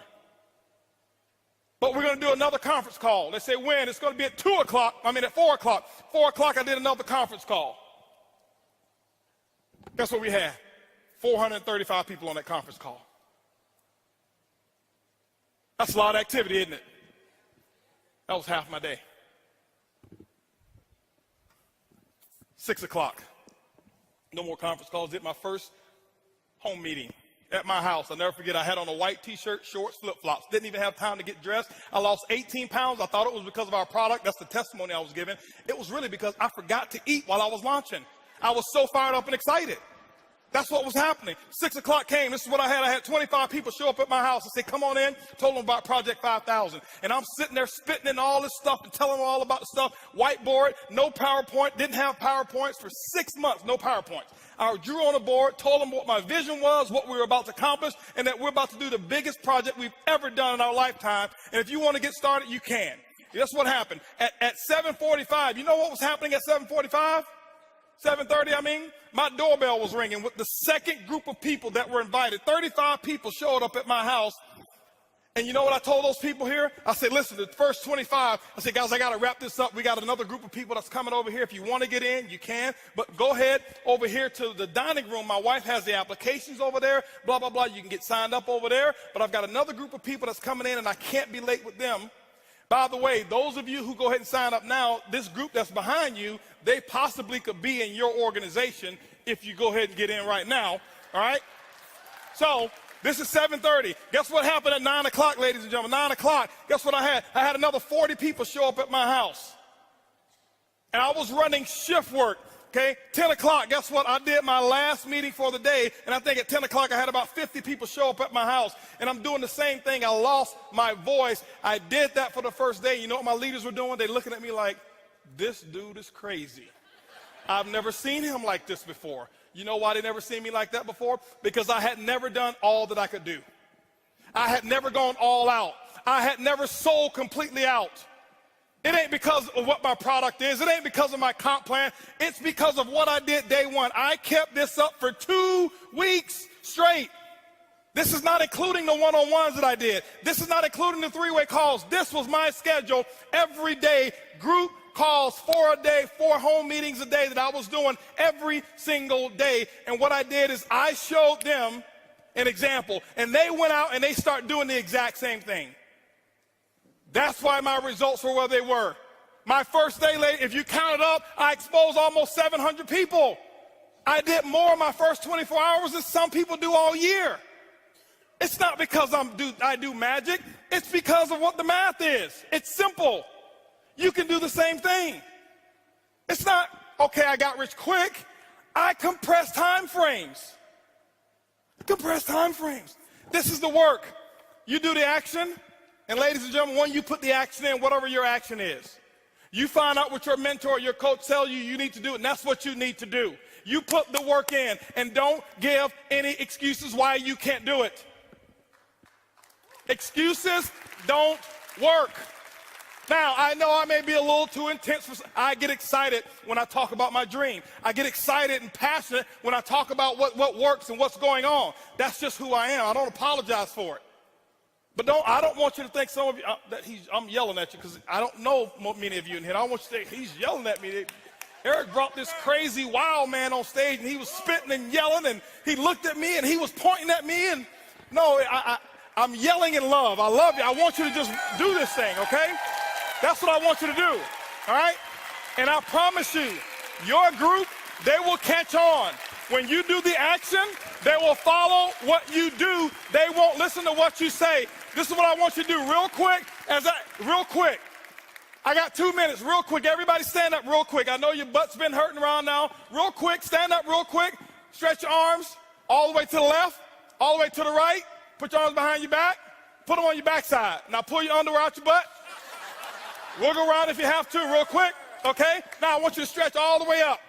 Take your palm of your hands, and I want you to act like you're actually you're pushing up on the roof, on the ceiling. You're pushing up on the ceiling with the palm of your hand. Palm of your hand, pushing up on a stretch.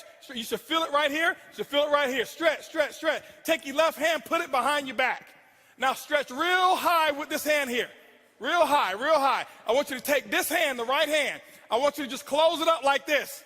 Make a fist, okay? And stretch those muscles, stretch those muscles. This is a 2-minute drill here. Stretch those muscles. Now what I want you to do is I want you to do this right here. Stretch those 3 fingers by making an O like this, okay? Make an O like this. See that? Stretch. You should feel it right here, okay? Now this is what I want you to do. I want you to take that O.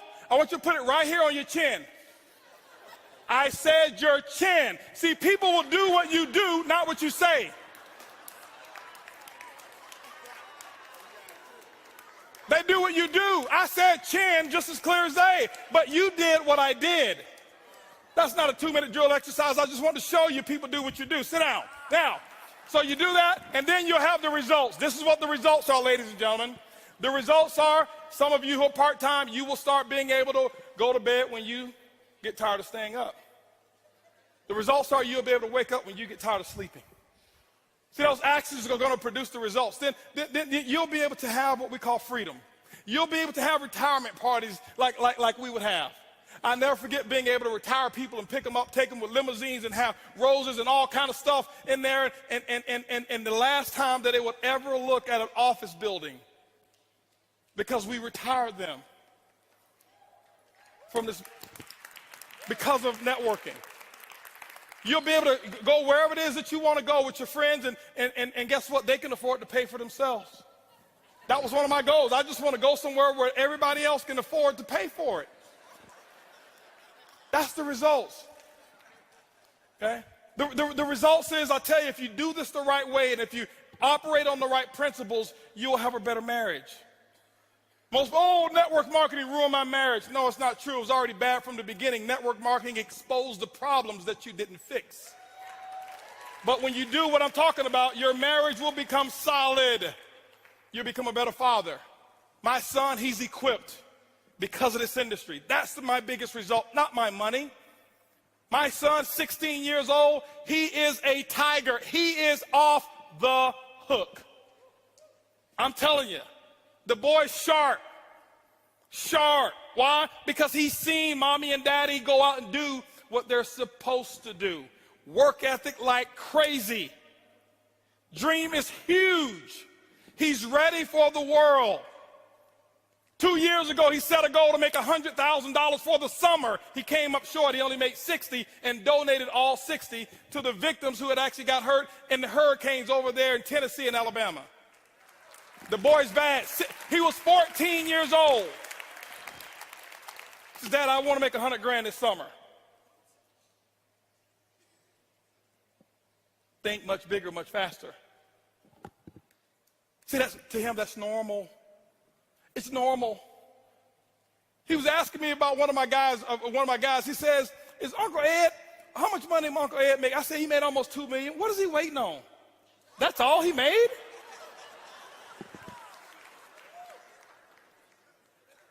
And he's not sarcastic.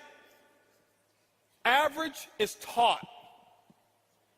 Above average is as well. But those are some of the results, ladies and gentlemen. Some of the results are nothing phases you anymore. I lay down at night. My biggest result that I have, ladies, when I lay down at night, my wife and I, when we lay down at night, it's peaceful sleep. We think about nothing. We owe nobody anything.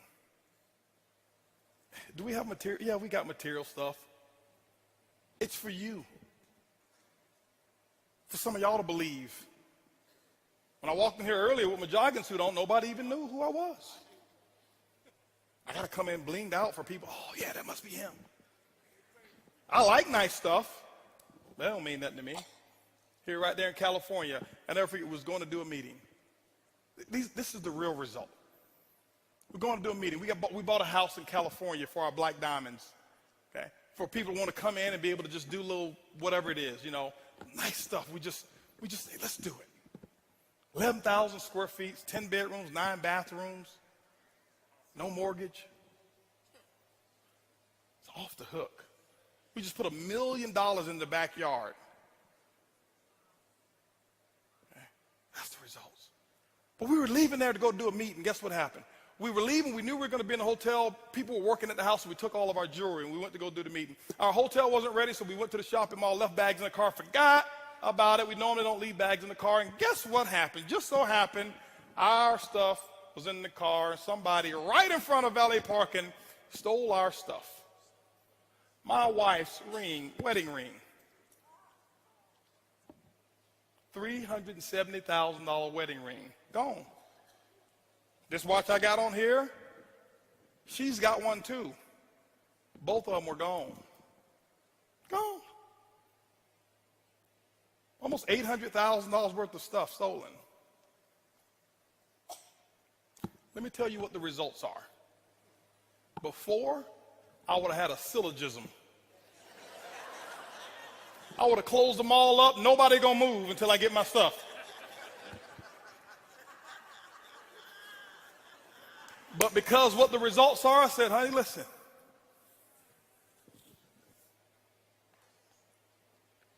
We didn't have to encounter this. We don't have any memories of anybody holding a gun to us. We don't have any memories of seeing it going. It was $800,000 worth of stuff. That's not a problem whatsoever. That's 17 days worth of our income. So we'll get it back in 17 days. Don't worry about it.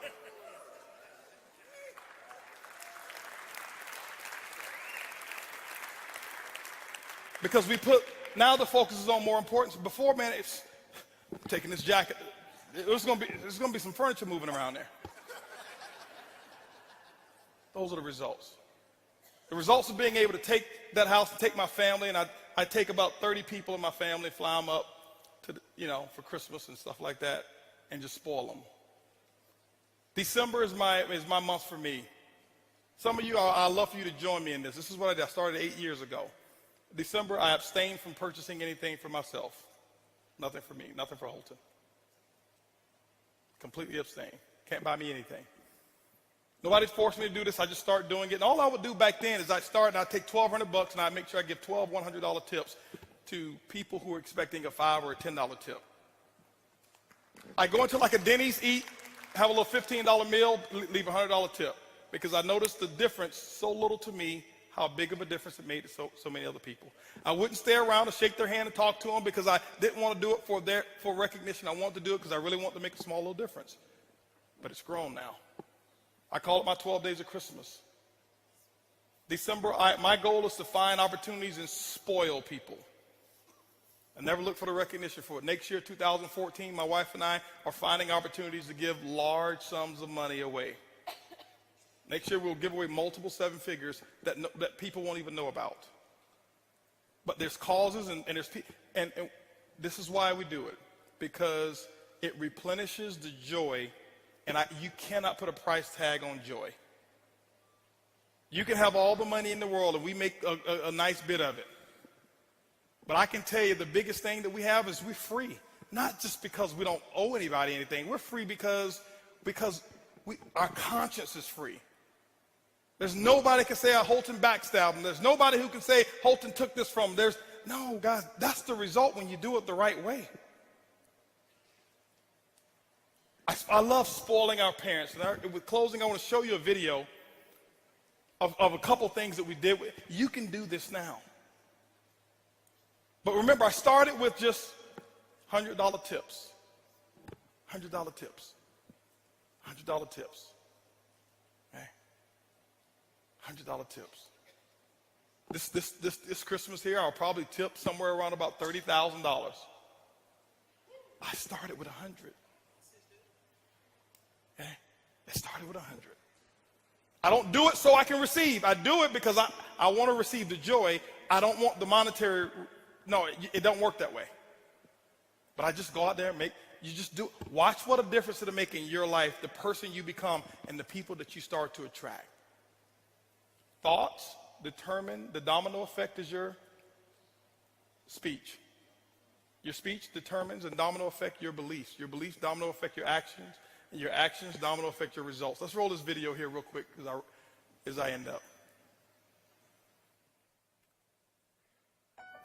I always had a dream to buy my mom a house. She used to always tell me about this house, and she would visit it.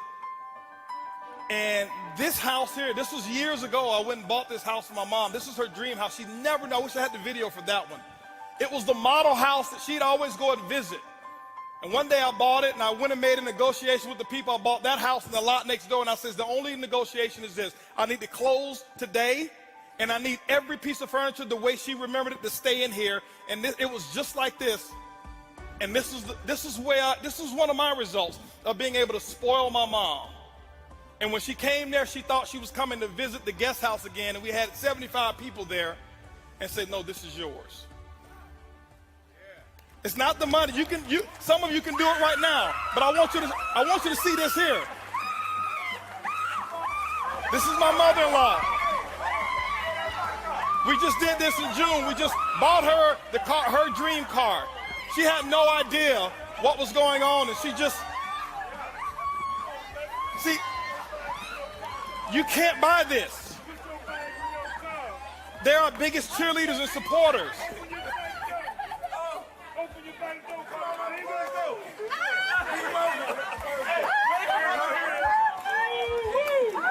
That's the results. When you do it, when you go out there and make the money, these are some of the results. That is one happy moment.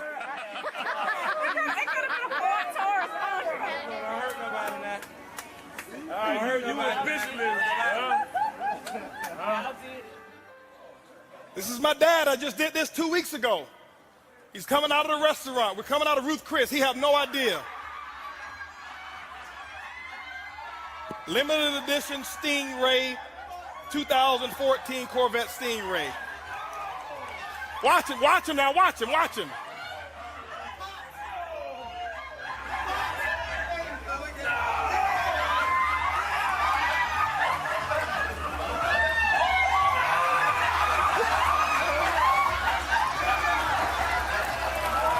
You can't buy that.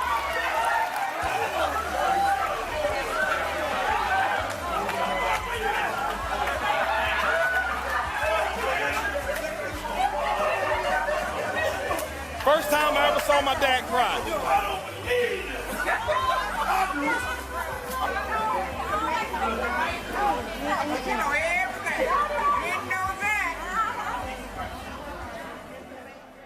He still drives it with the thing in the window that says, "Happy birthday, Dad." Pops. Okay? Ladies and gentlemen, you go out there, make it happen. Those beliefs will determine actions. Those actions will give you the results. Eric, I want to thank you so much. Lisa, Curtis, thank you. I know I went over. Appreciate you guys. Go out there. Let's make it happen. Mr. Holton Bugs. I love you, man. That was awesome. That was absolutely good. Mr. Holton Bugs, give it